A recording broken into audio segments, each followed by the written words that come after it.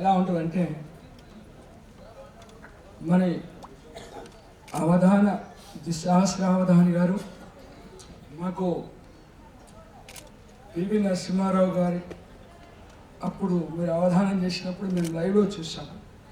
మీకు నమస్కారం చేస్తూ మీకు లలిత సేవా సమితి పక్షాన మీకు స్వాగతం చెప్తూ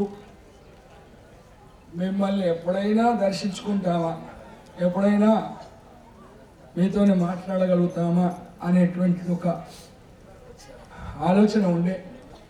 అది ఇవాళ అయితే అనుకున్నాం. అటువంటిది మా కొడుకు, మా వదిన గారి కొడుకు కనుక గౌరీశంకర్ శర్మ గారు మీ శిష్యులు, నాకు కొడుకు. తర్వాత వారి ద్వారా మీరు మా లలితా పరమేశ్వర ఆలయానికి రావడం చాలా సంతోషకరమైనటువంటిది. అలాగే మీ పక్కన కూర్చున్నటువంటి మరి పేస్ట్ పేజ్ కాకుండా ఒరిజినల్గా పంచాంగం రాసేటువంటి ఉమ్మడి ఆంధ్రప్రదేశ్లో ఒక గొప్ప మరి సిద్ధాంతకర్త, పంచాంగకర్త.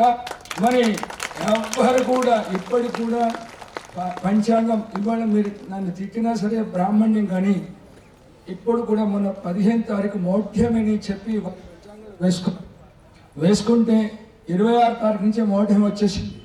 ఇది వాళ్లకు వచ్చినా కూడా మరి వారు 3 సార్లు నాకు రుజువు చేయించారు. ఆయన నక్షత్రం కనబడుతుంది అన్నారు.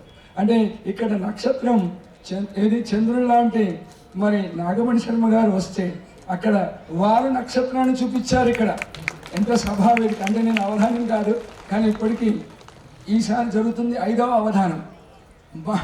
మిమ్మల్ని పిలిచేటువంటి శక్తి కన్నా కోరిక ఉంది, కానీ మిమ్మల్ని పిలిచేటువంటి శక్తి అమ్మవారు సరస్వతి అమ్మ లక్ష్మి సరస్వతి అమ్మవారు మాకు ప్రసాదిస్తే, మీరు అనుగ్రహిస్తే, ఎప్పుడైనా ఒకసారి మీరు అనుమతిస్తే ఎప్పుడోసారి ఇక్కడ అవధానం చేయాలనేది కోరిక ఉంది.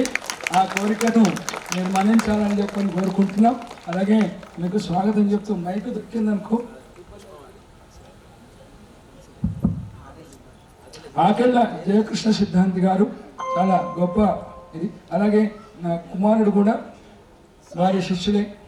అలాగే మా కాసుల రాధాకృష్ణ శర్మ గారు వారి శిష్యులే. ఇలా ఇక్కడ సిద్ధాంత త్రయం ఉంది ఇక్కడ శిష్యం.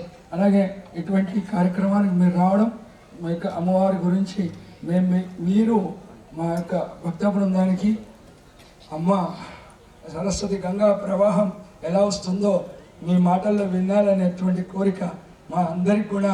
నాగమణి శర్మ గారు వస్తుండు అని చెప్పేసి చాలా అందరు కూడా వేచి చూస్తున్నారు. అందుకని వారం రోజుల నుంచి వస్తుంటే నా కోరిక ఏముందంటే, నాగమణి శర్మ గారు మహానుభావుడు మా ప్రాంతానికి వచ్చినప్పుడు ఒక బైక్ ర్యాలీ రావాలని చెప్పని ఒక కోరిక ఉండే. ఈరోజు నెరవేరింది.